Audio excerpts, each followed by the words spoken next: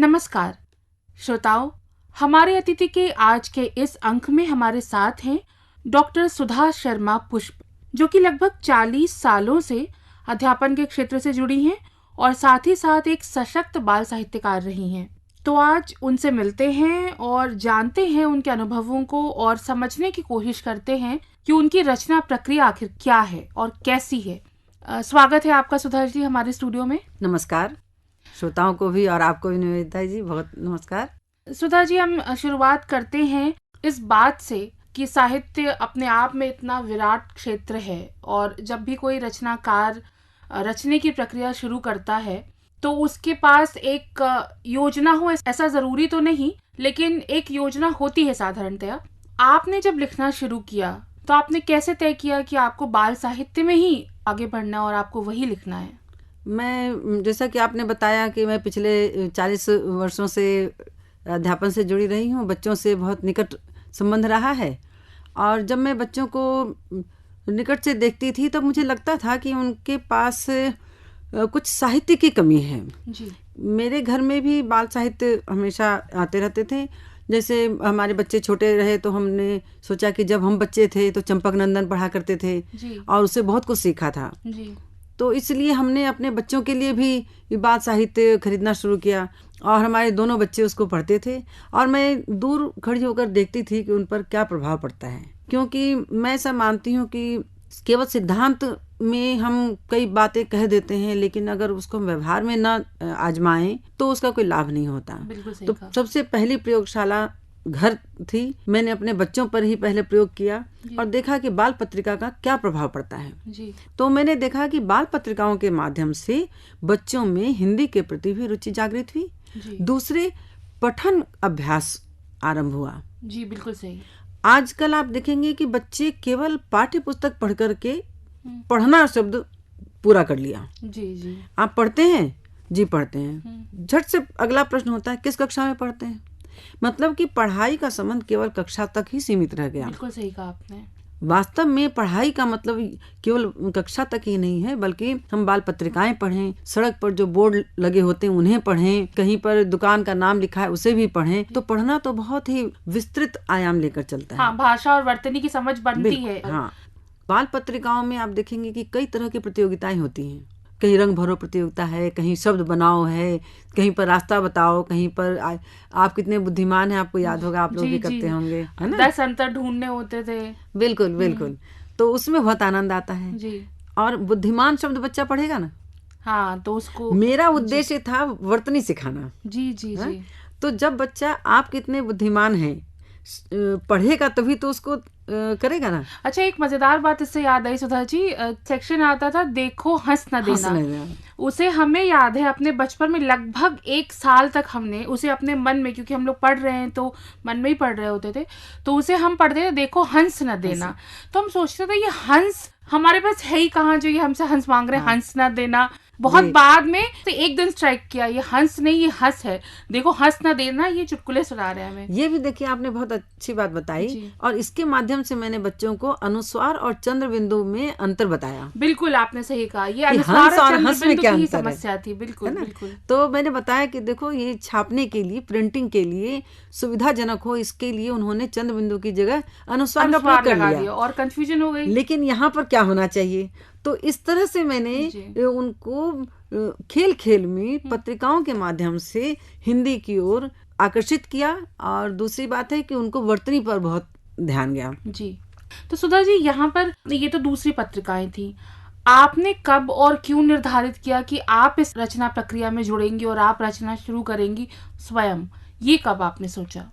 अब मैं क्या कहूँ, अंग्रेजी माध्यम विद्यालय में अंग्रेजी की पुस्तकें अधिक होती हैं और हिंदी की कम होती हैं, और जो होती भी हैं वे बहुत पहले की आई हुई हैं, नई कम आती हैं। आती हैं पर कम आती हैं तुलनात्मक रूप में। और बच्चों का भी रुझान होता है कि अंग्रेजी वाली पुस्तकें अधिक पढ़ें। तो फिर मैंने देखा कि जो पुस्तकें उपलब्ध हैं उनमें जो रचनाएं हैं और भी होनी चाहिए, बच्चों के स्तर की, बच्चों के मनोभाव के अनुकूल और रचनाएं होनी चाहिए जो वहाँ नहीं है। और जगह होंगी लेकिन वहाँ नहीं थी। मतलब आपने ये तय किया कि आप खुद इसे, फिर मैं स्वयं लिख करके बच्चों को देने लगी। यहाँ तक कि कई बार ऐसा होता था कि कहीं कुछ मैंने देखा उससे मेरे मन में कोई बात चली, कोई विचार आया, मैंने सोचा ये बच्चों के लिए बड़ा उपयोगी है। मैंने झट से उसको एक रचना का रूप दे दिया और अपठित गद्यांश के रूप में ही दे देती थी बच्चों को। अरे वाह। कोई चुटकुला ही, जीवन में ही प्रयोग किए जाने वाली जो बातें होती हैं उसमें भी कई बार चुटकुले निकल आते हैं, हास्यात्मक कोई बात आ जाती है, तो मैं उसको अपठित गद्यांश के रूप में दे देती थी और बच्चे बहुत रुचि से काम करते थे। तो सुधा जी, आपने लिखना शुरू किया। अब सवाल यहाँ पर ये आता है कि साहित्य में अलग अलग तरह की विधाएं हैं जिन्हें हम चुनते हैं, एक लेखक के तौर पर और पाठक के तौर पर भी हमारा चुनाव होता है, हम क्या ज्यादा पढ़ना पसंद करते हैं। लेकिन एक लेखक के तौर पर आपने किस विधा को चुना, और फिर हम ये भी जरूर जानना चाहेंगे कि वो विधा आखिर आपने क्यों चुनी। जी देखिए, जब बाल साहित्य की बात आती है तो आम तौर पर लोग कविता और कहानी तक सीमित रहते हैं। बाल साहित्य लिखते हैं, अच्छा इसका मतलब कहानी लिखती होंगी, बच्चों के लिए कहानी या बच्चों के लिए कविताएं लिखते होंगे, लेकिन एकांकी की ओर लोगों का ध्यान ही नहीं जाता। जबकि मैंने ये अनुभव किया है कि एकांकी का बहुत प्रभाव पड़ता है। एकांकी का क्या मतलब है कि जैसे अब हम सिनेमा देखते हैं, सिनेमा का कितना प्रभाव पड़ता है। ये दृश्य विधा जो है ये अधिक प्रभावशाली है जी। और विद्यालय में प्रायः किसी न किसी अवसर पर, जैसे शिक्षक दिवस है, बाल दिवस है, दीपावली है, स्वतंत्रता दिवस है, गणतंत्र दिवस है, ऐसे ऐसे अनेक अवसर ऐसे आते हैं जिस समय कि हम लोग कुछ कार्यक्रम प्रस्तुत कराते हैं, बच्चे ही करते हैं, तो बच्चों के लिए सामग्री चाहिए। मैंने पुस्तकालय में ढूंढा, मैंने एक बार, मुझे याद है कि मैंने करीब 3 दिनों तक पुस्तकालय की एक एक पुस्तक छान मारी।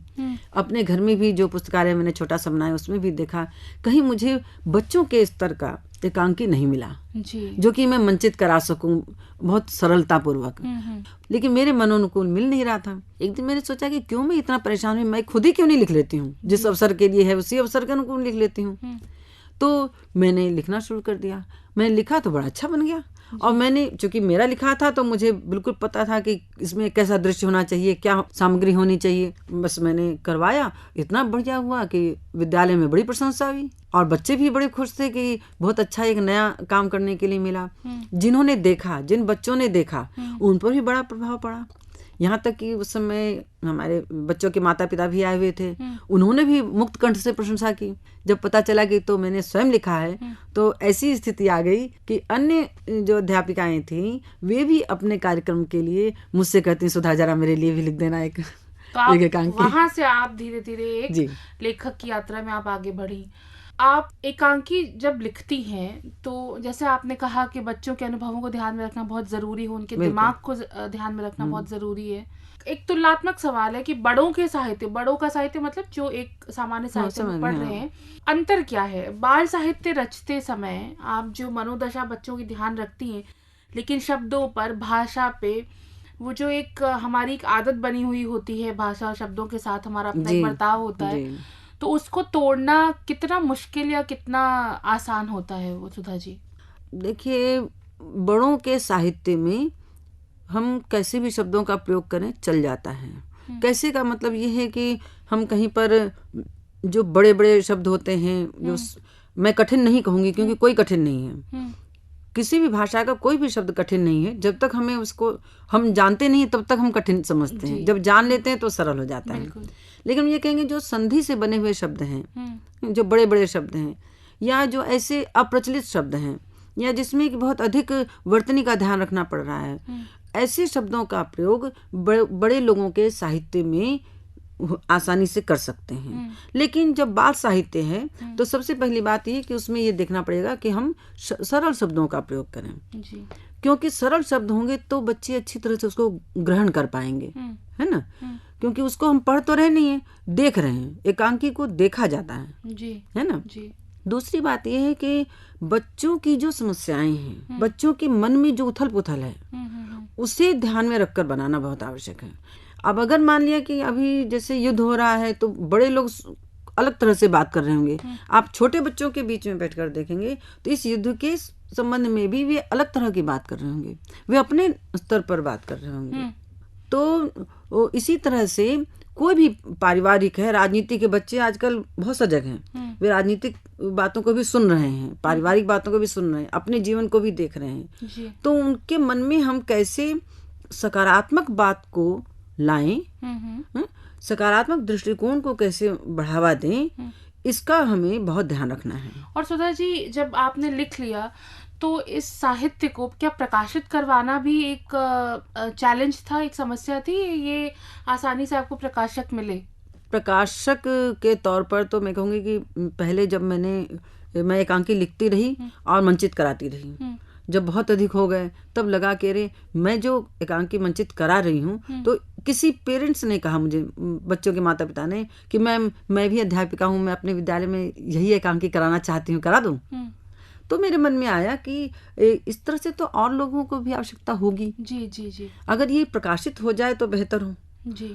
तो फिर मैंने इसकी पांडुलिपि तैयार की और हिंदी अकादमी में दी, वहाँ स्वीकृत हो गई, उनको पसंद आ गई, सारे एकांकी उनको पसंद आ गए, तो उन्होंने प्रकाशित करवाया। हाँ, वनराज का न्याय है ये पुस्तक है, इसमें 9 एकांकी हैं उसमें, और उसमें भी देशभक्ति से संबंधित, पर्यावरण संबंधी, और जो बच्चों के जीवन में से जल संग्रह है उसके लिए, फिर कागज बर्बाद ना करें, इस तरह से ऐसे ऐसे विषयों को लेकर के लिखा हुआ है। कुर्बानी रंग लाएगी ये एक और पुस्तक है मेरी, तो उसमें भी इस तरह से 10 एकांकी हैं। उसमें भी जो हमारे स्वतंत्रता सेनानी हैं उनकी क्या दशा हो रही होगी अगर वे, या उनकी आत्मा देख रही होगी कि भारत में क्या हो रहा है।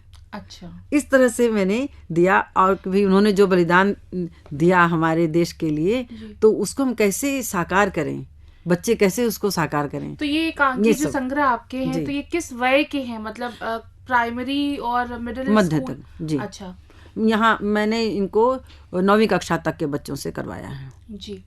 अच्छा सुधा जी, आगे एक लेखक के तौर पर आपकी क्या योजनाएं हैं? बाल साहित्य में ही आप काम करना चाहती हैं या किसी अन्य विधा में भी आप जाना चाहती हैं? बड़ों के लिए भी लिखती हूँ, जैसे नारी परक लिखती हूँ, राधा के लिए, सीता के लिए, जो मेरे मन में पीड़ा उठती है तो लिख लेती हूँ। फिर कभी जब बड़ों के कवि सम्मेलन में जाती हूँ तो वहाँ पर कविता सुनाती हूँ, या फिर कई प्रतियोगिताएं वगैरह होती हैं, कहानियाँ वगैरह भी बहुत लिखी हैं, बड़ों के लिए भी लिखी हैं। लेकिन मेरा रुझान है, जो मुख्य रुझान है बच्चों पर, क्योंकि मैं सोचती हूँ कि रही वाली बात है कि रहीमन मूल ही सींचबो। क्या बात? क्योंकि क्योंकि बड़ों को हम कहें देशभक्ति करो, देश के प्रति त्याग की भावना रखो, तो नहीं होगा काम जी। वे सुनकर के अनसुना कर देंगे। अगर हम बचपन से ही बच्चों में ये भावना डाल लें तो धीरे धीरे करके वे अपने आप ही देशभक्त बन जाएंगे। बिल्कुल। तो मैं मूल को सींचने के उद्देश्य से बाल साहित्य पसंद करती हूँ और उसी में रचना करना चाहती हूँ। एकांकी भी मैं करना चाहती हूँ, बल्कि मेरे मन में एक योजना है जो मैं आपको बता देना चाहती हूँ यहाँ पर, कि मैं चाहती हूँ कि अपने मोहल्ले में जहाँ कहीं भी रहूँ, मैं आगे ईश्वर देखते हैं कहाँ पहुँचाते हैं, लेकिन जहाँ भी रहूँ अपने मोहल्ले के बच्चों को लेकर के मैं एक उनकी नाटक मंडली तैयार कर दूँ और मैं उनसे करवाऊँ एकांकी, ताकि उससे क्या हुआ कि एक जागरूकता अभियान के तौर पर भी हो सकता है। जैसे कागज बर्बाद ना करो, पानी ना बर्बाद करो, ये सब केवल कहने से और सूक्तियाँ सुनाने से नहीं काम चलेगा। जी जी। अगर हम कुछ मंचित करके दिखाएं तो बच्चों को और बड़ों को भी प्रभाव इससे मिलेगा। बिल्कुल, एकांकी उसका आप लिखित रूप है और आप उसको जब मंचन कराएंगी तो रचना धर्मिता का एक नया ही रूप है। तो सुधा जी, आपने बहुत ही सुंदर बात कही, रहीमन मूल ही सींचबो। इसी बात के साथ हम आज के अपने इस अंक का समापन करते हैं। बहुत बहुत शुक्रिया, बहुत आभार, आप हमारे स्टूडियो में आई और इतनी रोचक बातचीत आपने हमारे साथ की। बहुत धन्यवाद। बहुत बहुत धन्यवाद।